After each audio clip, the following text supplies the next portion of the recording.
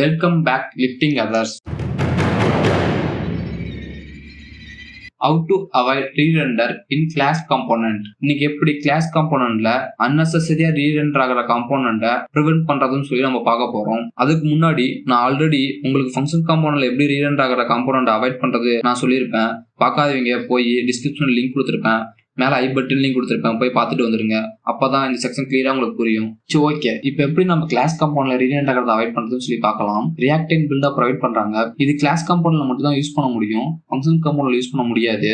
Already நான் உங்களுக்கு explain பண்ணிருப்பேன். ஒரு லார்ஜ் ப்ராஜெக்ட்ல மல்டிபிள் சைல்டு காம்பவுண்ட் இருக்கும். இது அன்னெசரி ரெண்டானா ஆப்போட பெர்ஃபார்மன்ஸை குறைக்கணும்ட்டு இப்போ நம்ம பியூர் காம்பவுண்ட் யூஸ் பண்றதுனால ஆப்போட பெர்ஃபார்மன்ஸ் இம்ப்ரூவ்மெண்ட் பண்ணலாம், ரீயூஸ்ஃபுல் பண்ணிக்கலாம். காம்பவுண்ட்டை டோன்ட் ரிப்பீட் பண்ண முடியாது. முன்னெல்லாம் ரியாக்ட் லைஃப் சைக்கிள் இருக்கிற மெத்தட்ல shouldComponent அப்டேட்னு ஒரு மெத்தட் இருக்கும். அந்த மெத்தட் வச்சு தான் ரீரெண்டர் ஆகிற காம்போனன்ட்டை ப்ரிவென்ட் பண்ணிட்டு இருந்தோம். இப்போ வந்து ரியாக்ட் பியூர் காம்போனன்ட் கொண்டு வந்துட்டாங்க. இப்போ shouldComponent அப்டேட் யூஸ் பண்ண தேவையில்லை. சரி வாங்க, shouldComponent எப்படி யூஸ் பண்றாங்க ரியாக்ட் ப்ராஜெக்ட்ல, அதே மாதிரி பியூர் காம்போனன்ட் எப்படி யூஸ் பண்றாங்கன்னு சொல்லி பார்க்கலாம். இப்போ நான் app.jsல ஆல்ரெடி ஃபங்க்ஷன் காம்போனன்ட் யூஸ் பண்ணா தான் நம்ம கிளாஸ் காம்போனன்ட் கன்வெர்ட் பண்ணிருப்பேன். ஸ்டேட் 1 ஸ்டேட் 2னு வச்சுட்டேன். இது அதே மாதிரி தான் ஆப்ஜெக்டா வச்சுக்கிட்டேன். ஃபால்ஸ் இனிஷியல் ஸ்டேட்ல இதுல வந்து அதே மாதிரி பட்டனை காம்போனன்ட் 1 காம்போனன்ட் 2 பட்டன் காம்போனன்ட் காமனா வச்சுக்கிட்டேன். இப்போ ஸ்டேட் கன்சோல் போட்டு போகலாம். காம்போனன்ட் 1 வச்சு அதே மாதிரி தமிழ்நாடு கோவான்னு வச்சுக்கிட்டேன்.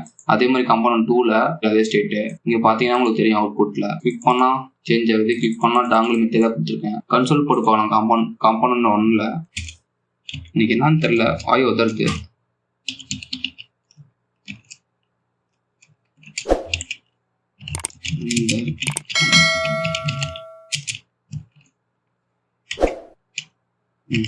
நம்ம போட்ட மாதிரி போட்டுக்கலாம். காப்பி பண்ணி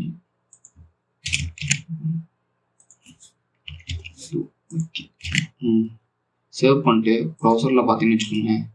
இன்ஸ்புட் பண்ணி கன்சோல்ல பார்த்தோம். ஓகே, கன்சோல்ல பார்க்கலாம். இனிஷியலா டபுள் டைம் ரீரெண்டர் இருக்கு. இப்போ நான் ஃபர்ஸ்ட் காம்போனன்ட் 1ல இருக்க ஸ்டேட்டை மட்டும் அப்டேட் பண்றேன். அப்டேட் பண்ணா ரெண்டுமே அப்டேட் ஆகுது. அதே காம்போனன்ட் 2ல இருக்கிறது தமிழ்நாடு இருக்கு. இப்போ நான் கிளிக் கொடுக்குறேன். அதே மாதிரி காம்போனன்ட் 1 அப்டேட் ஆகுது, காம்போனன்ட் 2 அப்டேட் ஆகுது. காம்போனன்ட் 2 கிளிக் பண்ணும், காம்போனன்ட் 2 மட்டும் தான் அப்டேட் ஆகணும். அதே மாதிரி காம்போனன்ட் 1 கிளிக் பண்ணும்போது காம்போனன்ட் 1ஓட காம்போனன்ட் மட்டும் தான் ரெண்டர் ஆகணும், காம்போனன்ட் 2 ரெண்டர் ஆகக்கூடாது. இதுதான் நம்ம பண்ண தப்பு. இதை தான் நம்ம shouldComponent யூஸ் பண்ணி ப்ரிவென்ட் பண்ண போறோம். ஓகே, காம்போனன்ட் 1 ஃபர்ஸ்ட் போய்க்கலாம்.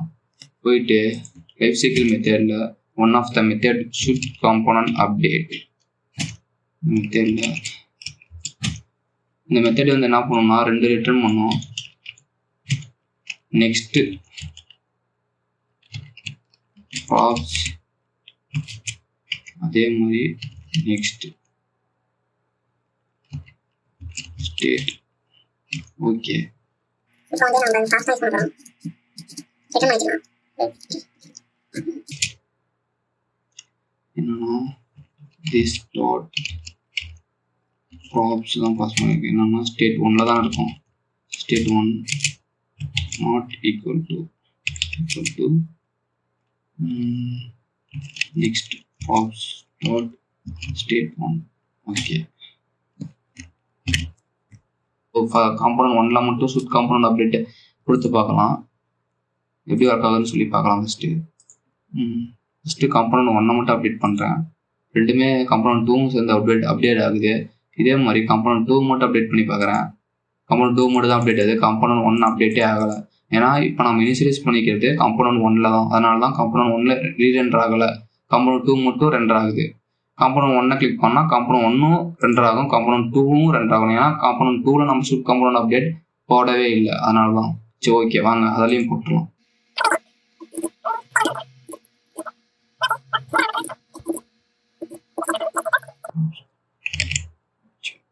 ஓகே, இப்போ வந்து இனிஷியல்ல வந்து கன்சோல்ல பார்த்தா ஃபர்ஸ்ட் காம்போனன்ட் 1 வந்து கிளிக் பண்றோம், 1 மட்டும் ரெண்டர் ஆகுது. அதே மாதிரி காம்போனன்ட் 2 கிளிக் பண்றோம், காம்போனன்ட் 2 மட்டும் ரெண்டர் ஆகுது. காம்போனன்ட் 2 திருப்பி கிளிக் பண்றேன், 2 மட்டும் ரெண்டர் ஆகுது. அதே மாதிரி காம்போனன்ட் 1 கிளிக் பண்றேன், காம்போனன்ட் 1 மட்டும் திருப்பி ரெண்டர் ஆகுது. ஓகே, இப்போ வந்து கரெக்டான வேலை தான் ஒர்க் ஆகிட்டு இருக்கு. எப்படி பியூர் காம்பவுண்ட் யூஸ் பண்ணணும்னு சொல்லி பார்க்கலாம் வாங்க. இப்போ நம்ம எப்படி பியூர் காம்பவுண்ட் யூஸ் பண்ணி ரீரெண்டர் ஆகிறத அவாய்ட் பண்ணுறதுன்னு சொல்லி. ஓகே, இப்போ shouldComponentலாம் எடுத்து விட்டுலாம். காம்போனன்ட் 1ல போய் shouldComponent கமெண்ட் பண்ணி வச்சிடலாம். கமெண்ட் 2 பண்ணி வச்சிடலாம். இப்போ ரியாக்டிங் பில்டாக ப்ரொவைட் பண்ணுறாங்க, ஆல்ரெடி சொல்லியிருக்கோம் உங்ககிட்ட. காம்பனன்ட் டிலீட் பண்ணிட்டு பியூர் காம்பனன்ட் பாருங்க, ஆல்ரெடி இங்கே போட்டோன்னே அப்டேட் இங்கே இம்போர்ட் ஆச்சு. காம்பனன்ட் எடுத்துக்கிட்டு பியூர் காம்பனன்ட் காப்பி பண்ணி காம்பனன்ட் 2 சேவ் பண்ணிக்கலாம். ஃபஸ்ட்டு ஃபைலில் காம்பனன்ட் 2லையும் போட்டுருவோம். ஓகே, ஸ்னிப்பிட் சூஸ் பண்ணுங்கள், டைம் கொஞ்சம் சேவ் ஆகும். சேவ் பண்ணிவிட்டு இப்போ போய் ப்ரௌசர் கன்சோலில் பார்த்தீங்கன்னு வச்சுக்கோங்க, எடுத்து விட்டு இப்போ காம்பனன்ட் 1 மட்டும் நான் ரெண்டர் பண்ணுறேன். ஒரு பட்டனை கிளிக் பண்ணுறேன். கிளிக் பண்ணோடனே காம்பனன்ட் 1 மட்டும் ரெண்டர் ஆகுது. திருப்பி கிளிக் பண்ணுறேன், காம்பனன்ட் 1 மட்டும் தான் ரெண்டர் ஆகுது. காம்பனன்ட் 2 எக்கணத்தை கொண்டு ரெண்டரே ஆகலை. இப்போ காம்பனன்ட் 2 கிளிக் பண்ணுறேன், காம்பனன்ட் 2 மட்டும் ரெண்டர் ஆகுது. கிளிக் பண்ணிகிட்டே இருந்தாலும் காம்பனன்ட் 2 மட்டும் தான் திருப்பி ரெண்டர் ஆகிட்டே இருக்குது. அதே மாதிரி காம்பனன்ட் 1 அப்படியே தான் ரெண்டர் ஆகுது. ஓகே, கரெக்டான வேலை தான் பண்ணியிருக்கோம். தொட்டு ஒரு தடவை பார்த்துக்குவாங்க, கோவாவையும் தமிழ்நாட்டையும். ஓகே ஃப்ரெண்ட்ஸ், இந்த வீடியோ உங்களுக்கு பிடிச்சிருக்குன்னு நினைக்கிறேன். இதே மாதிரி தமிழில் எளிமையான முறையில் உங்களை எக்ஸ்பிளைன் பண்ணால் கீழே கமெண்ட் பண்ணுங்கள், சப்ஸ்கிரைப் பண்ணிக்கோங்க, பில் பட்டனே அழுத்திக்கோங்க. தேங்க்யூ ஃப்ரெண்ட்ஸ், இந்த வீடியோ ஃபுல்லாக பார்த்ததுக்கு.